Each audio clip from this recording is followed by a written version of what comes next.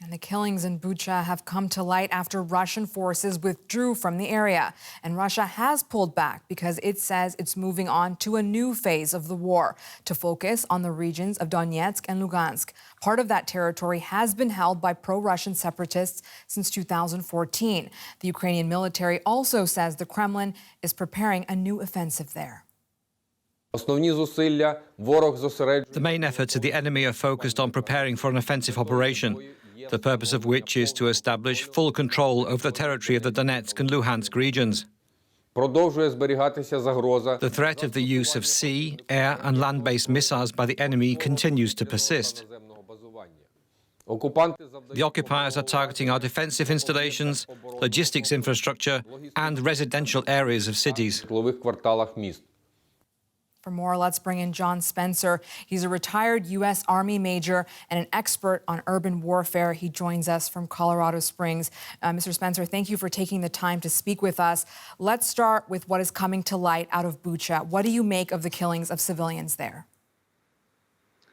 Yeah, to be frank, I'm still shaken from what I'm seeing there. I've been in war. I've studied war. Don't let somebody tell you this is just what happens in war.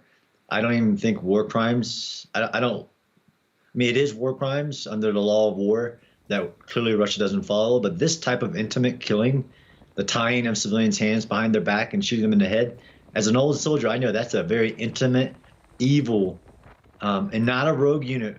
So don't let people tell you this is just what happens, this is just what Russia does. This is genocide. And that's what Ukrainian officials have been saying, and they are concerned that we're going to be hearing more of such atrocities in other areas. Let's move on to the military aspect of this war now. The Russian military, one of the largest on earth, they have the numbers, but what kind of challenges have they faced when it comes to urban warfare? So they've been taught the lesson that most of us have known for a long time, is that the defender has the advantage. And if you don't have the capability to rapidly get into urban areas before they start defending it, then you'll pay a giant price or just fail. And that's what Russia did, to be clear, in Kyiv. They failed to achieve their objective, which is rapidly get into Kyiv and take out the government. So they tried a couple different plans to do that. They're not capable of doing any of them. So now they're refocusing on trying to achieve a different objective just so they can say they won something. Talk to us about that main military objective. On February 24th, Moscow's goal was to take Kyiv quickly, as you said. That would have been their goal. They thought they could do it in 3 days. It hasn't happened. We're about to enter the 7th week of the war now. Why were they not able to take the capital? Right. Well, I mean, clearly they weren't capable because they're not the big army that we thought they were, as in that, yeah, they're big in numbers, but not capable. So they just failed to get there, to get into position, to even hold like the airfield that we saw in Hostomel. And then once they failed, every day that the Ukrainians didn't lose, they were winning and preparing to defend. So putting up blocks and barricades and roadblocks to stop from sneaking into the city. There was a credible military force. So this wasn't just all Ukrainian citizens, but it was the combined power of the Ukrainian military and the territorial defense and the civilians to start blocking, taking out the bridges, attacking anybody who was trying to get into position, which we saw that as it went on.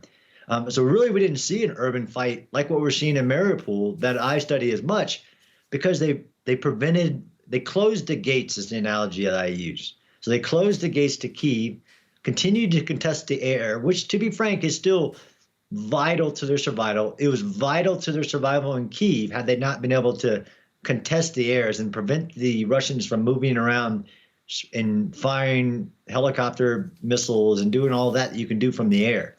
So that's where they closed the gates to the castle, the fortress that is Kyiv. The political seat. What's the Russian strategy now when they say that they're going to focus on the Donbass? Yeah, their strategy now is to take these defeated, broken apart, high casualty units. Some of them will be pulled back into Russia and Belarus and try to be refitted. And then they're moving some directly over to the Donbass, right, where there's been a war even before 2014 for the eastern part of Ukraine. So they completely given up on what they entered the war to do. And now they're going to try to encircle the forces that are in the Donbass and Luhansk and Donetsk, and then either overtake them or just encircle them and say, okay, this is ours, even though there's people inside of it, trying to get any type of a win out of their failed, miserably inept military operation, illegal invasion into Ukraine. Major, we can't talk about Russia's military failures in Ukraine without talking about Ukrainian resistance. You said very early on in this full-scale invasion that Ukraine has a real chance militarily despite being outnumbered and outgunned. What is your assessment now? Yeah, I still think it's true. I mean, yeah, we're in a very dangerous situation, right? So if the Russians somehow pull off, right? So really, in all war, you want your enemy to make more mistakes than you do, and you capitalize on those. But they still don't have the thing that we know is the most critical thing in war. It's not the size of your military. It's not even the weapons. It's the will to fight in your soldiers, the morale, motivation, and cohesion. The Russians didn't ever have that. They didn't believe in what they were doing, in their cause. Clearly, some of them have evil in their minds and created, caused great horrors. But the Ukrainian military and the citizens that are fighting along with them and the territorial defense have what we know is vital in a battle like this. So there's no certainties on what's going to happen, because even if the Ukrainians were outnumbered, in some of these locations they're not, to be clear. They've been fighting for a long time in the Donbass, and those are some of the strongest Ukrainian military forces that Ukraine has. But they have what the Russians don't, which is the will to fight.